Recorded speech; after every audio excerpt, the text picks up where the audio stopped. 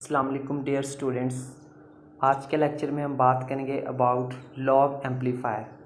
Students, हम applications discuss कर रहे हैं ऑपरेशनल एम्पलीफायर की, जिसको आगे बढ़ाते हुए हम आज के लेक्चर में लोगारिथमिक एम्पलीफायर या फिर हम लॉग एम्पलीफायर को डिस्कस करेंगे। तो सबसे पहले हम इसका यहाँ पे इंट्रोडक्शन देखेंगे, साथ में इसकी सर्किट डायग्राम को भी डिस्कस करेंगे और फिर हम इसका जो मैथमेटिकल एक्सप्रेशन है वो भी फाइंड करेंगे। तो स्टार्ट करते हैं यहाँ से इसके इंट्रोडक्शन के साथ। A log amplifier is a circuit which produces output voltage which is directly proportional to the logarithmic of applied input. ठीक है, एक लॉग एम्पलीफायर एक हमारे पास एक ऐसा इलेक्ट्रॉनिक सर्किट होता है जो कि हमें ऐसा आउटपुट वोल्टेज प्रोड्यूस करके देता है जो कि डायरेक्टली प्रोपोर्शनल होता है इनपुट, जो अप्लाइड इनपुट होता है उसके लॉग के।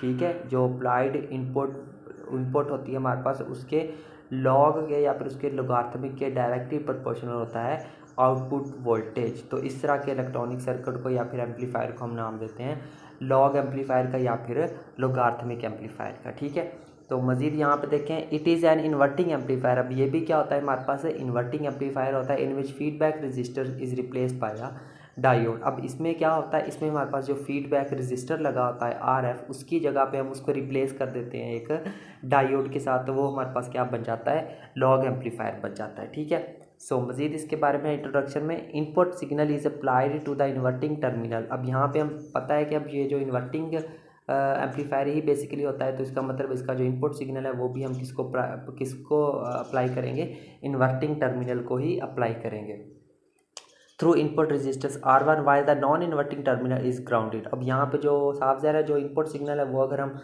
इन्वर्टिंग टर्मिनल को अप्लाई कर रहे हैं तो जो नॉन इन्वर्टिंग टर्मिनल होगा वो क्या रहेगा, हमारे पास ग्राउंडेड रहेगा। ठीक है, so feedback is applied through D which is connected between output and inverting terminal of operational amplifier. अब फीडबैक कैसे हम अप्लाई करेंगे, उसी डायोड के थ्रू जो कि हम इन्वर्टिंग टर्मिनल और आउटपुट टर्मिनल के दरमियान करेक्ट किया हुआ होता है। ठीक है, तो ये इसका बेसिक सा इंट्रोडक्शन था।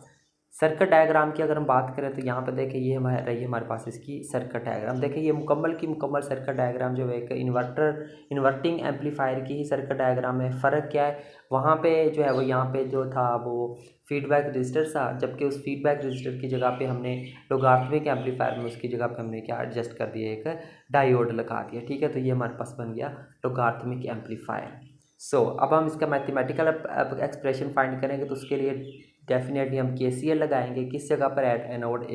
यानी कि ये जो हमारे पास जंक्शन है इसको हम G का नाम भी देते हैं, E का नाम भी देते हैं, इसके ऊपर हम अप्लाई करेंगे किरचॉफ्स करंट लॉ यानी कि KCL। ठीक है, तो उसके मुताबिक हमारे पास क्या होगा, I1 किसके बराबर होगा, हमारे पास ID के बराबर होगा। अगर यहाँ से जो है वो हम I1 की वैल्यू निकालना चाहें तो वो हमारे पास किसके बराबर होगी, सिंपल है, VI minus V2 divided by R1। ठीक है, जैसे हम पहले ओम्स लॉ के थ्रू निकालते रहे हैं। तो यहाँ पे ये इसकी जगह पे वैल्यू से रिप्लेस कर दिया, इसको हमने क्या दिया, इक्वेशन नंबर 1 का नाम दे दिया। ठीक है, मज़ीद देखते हैं according to diode current equation. जो एक डायोड करंट इक्वेशन हम पहले पढ़ चुके हैं, ठीक है, पिछली क्लासेस में, वो क्या होती है, the current flowing through diode is given by. वो करंट डायोड इक्वेशन क्या होती है हमारे पास, वो हमारे पास इक्वेशन है ये वाली होती है। इस इक्वेशन को हम कहते हैं करंट डायोड इक्वेशन। ठीक है, अब इसमें ये जो फैक्टर्स यूज़ हुए हैं, जो टर्म्स यूज़ हो रही हैं, ये कौन कौन सी है, सबसे पहली बात जो IS है वो क्या है हमारे पास, सैचुरेशन करंट है। ठीक है, इसी तरह जो है उस डायोड का, ठीक है, डायोड का क्या है, ये सैचुरेशन करंट है IS। उसके बाद जो VD क्या है, ये क्या है हमारे पास,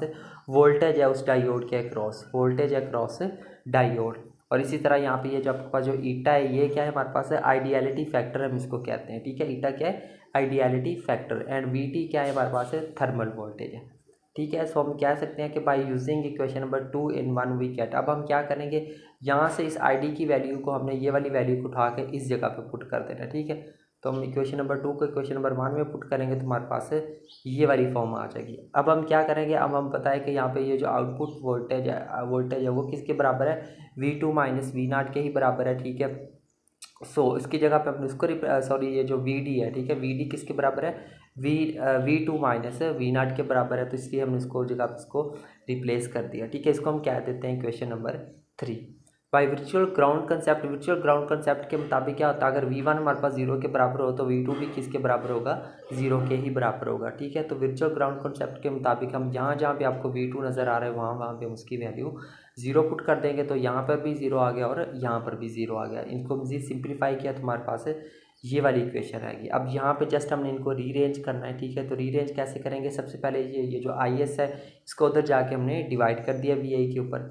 अब क्या करना है, अब एक्सपोनेंशियल फंक्शन है तो एक्सपोनेंशियल फंक्शन को ख़त्म करने के लिए डेफिनेटली हमें दोनों तरफ लॉग लेना पड़ेगा। तो ये हमने दोनों तरफ लॉग ले लिया। यहाँ पे एक्सपोनेंशियल फंक्शन और लोगारिथमिक फंक्शन आपने इसमें एक दूसरे को जो है वो कैंसिल आउट कर सकते हैं, ठीक है। तो हम क्या करते हैं, अब यहाँ पे देखें ये जो आपके पास क्या आ रहा है, लॉग ई की पावर आ रही है, ठीक है। यहाँ पे इसकी जो पावर हम जानते हैं कि किसी भी टर्म की अगर हम पावर हो तो उसको हम शुरू में लिख सकते हैं। तो उसकी पावर को हमने क्या किया है जी, स्टार्ट में लिख दिया, ठीक है। तो अब हमारे पास यहाँ पे देखिए ये जो लॉग ई है, लॉग ई की वैल्यू क्या आती है हमारे पास है 1 होती है, ठीक है। तो इसकी जगह पे 1 आ जाएगा तो वो ख़त्म हो जाएगा, ठीक है। तो पीछे हमारे पास क्या रह गया, ये वाली फॉर्म रहेगी। अब यहाँ से हमें चाहिए वी नॉट की वजह, यानी कि हमने आउटपुट के लिए एक्सप्रेशन फाइंड करना है ना।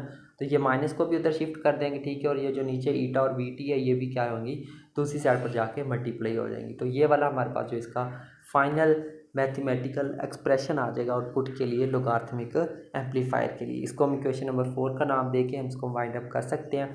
दस V naught is directly proportional to log V I. अब यहाँ पे देखिए अगर ये वाली जो टर्म्स है इनको अगर हम कांस्टेंट कंसीडर कर लें तो हमारे पास ये जो वी नॉट है ये देखिए हमारे पास क्या आ रहा है, डायरेक्टली प्रोपोर्शनल आ रहा है लॉगरिथमिक ऑफ वी आई की, ठीक है। लॉग ऑफ वी आई यानी कि इनपुट वोल्टेज के, ठीक है। So thus V naught is directly proportional to log V I.